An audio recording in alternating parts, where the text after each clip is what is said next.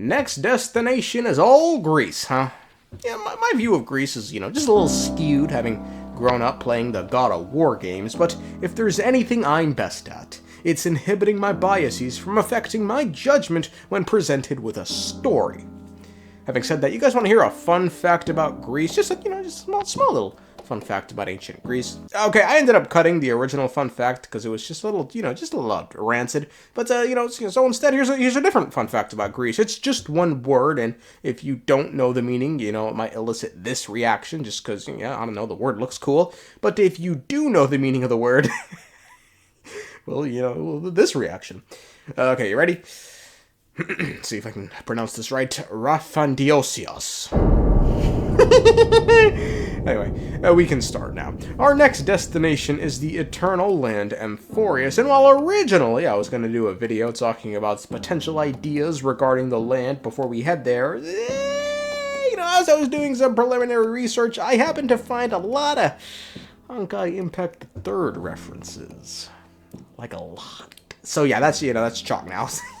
Look, I don't know, anytime I try and do anything connected to that game, it's just an endless rabbit hole leading down another endless rabbit hole, and why don't you play the game?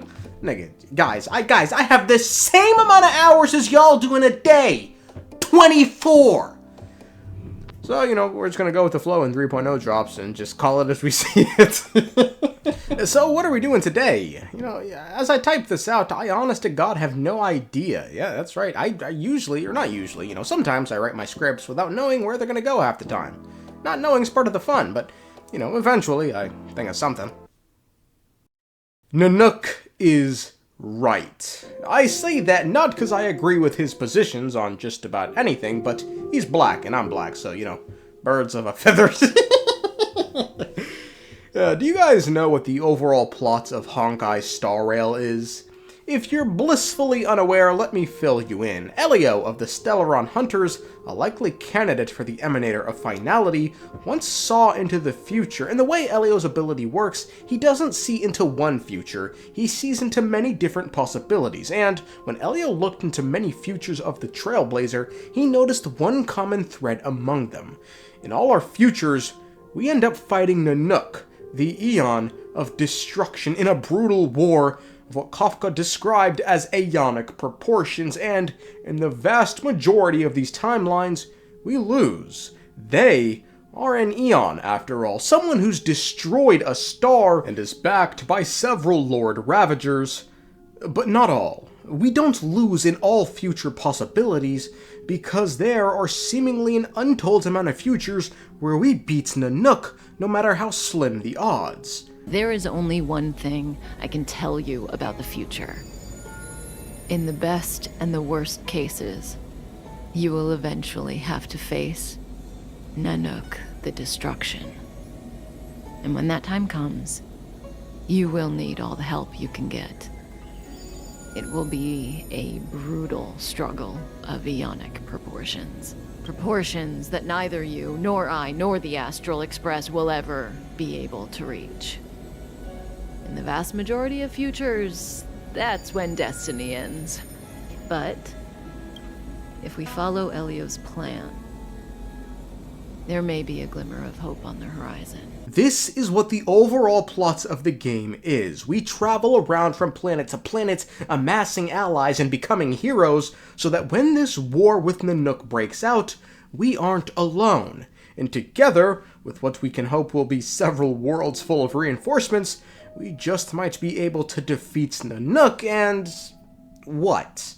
Does anyone know what Nanook actually wants? What's their goal? Why is war inevitable? Is there a legitimate reason to want to stop Nanook, or do they simply not want to see a brother winning?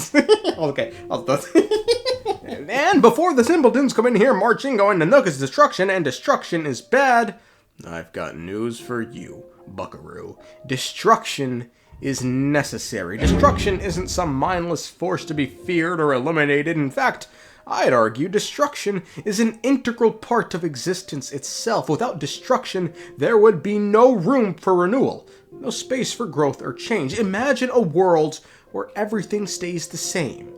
Stagnant. While this idea might excite the Raiden Shogun, destruction clears the way for progress. So, I beseech thee, before we speak of the tragic tale of my nigga Nanook, do not harbor preconceived notions as to why the destruction must falter due to it simply being destruction.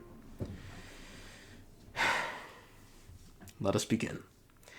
The Aeon known as Nanook was once an individual born on the planet's Adlivin.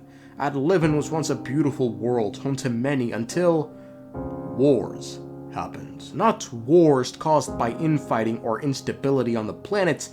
These were wars that didn't involve Adlivum in the first place. These were cosmic wars the poor planet was simply a victim to.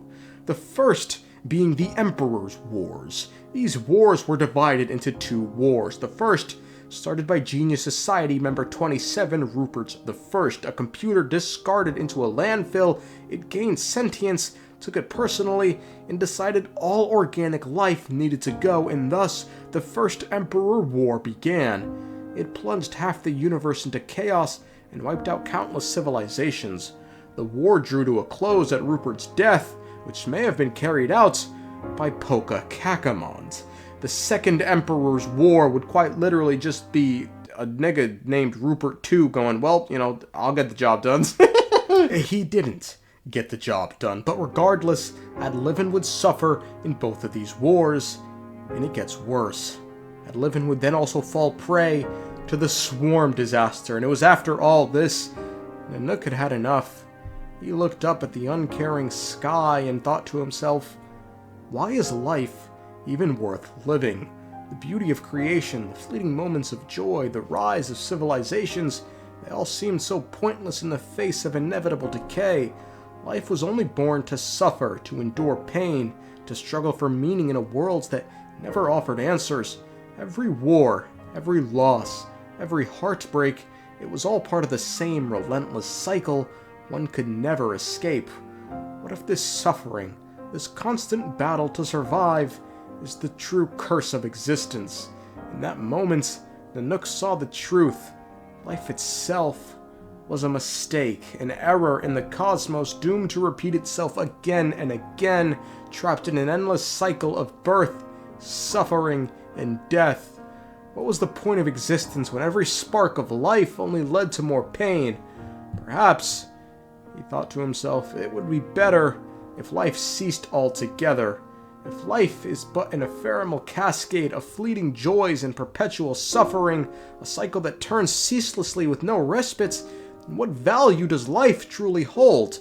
Each birth inevitably gives way to anguish, each hope crumbles beneath the unrelenting march of time, and in the end, all that remains is the inexorable decay of all things both sinful and innocent. Perhaps the true mercy lies not in preservation, but in cessation, raising life not out of malice, but as an act of compassion, to free it from the cruel weight of existence. If it's a question of how to liberate life from its endless cycle of torments, then the only possible answer my nigga Nanook saw fit, be it born of nihilism or mercy, was destruction. Quote, the birth of the universe is a mistake. If civilization is a cancer emerging quietly from the boundless stars, then war is the only common language known to all intelligent life. To correct this mistake and to clean up this tainted universe, Nanook became the avatar of entropy. Thank you, and good night. Actually, it's morning. It's Saturday. You guys see the Saturday stuff in the mornings. I mean, look, Nanook wants to destroy everything in the universe. Do I agree? No. See, I don't. And I think he must be stopped. Thank you, and good morning.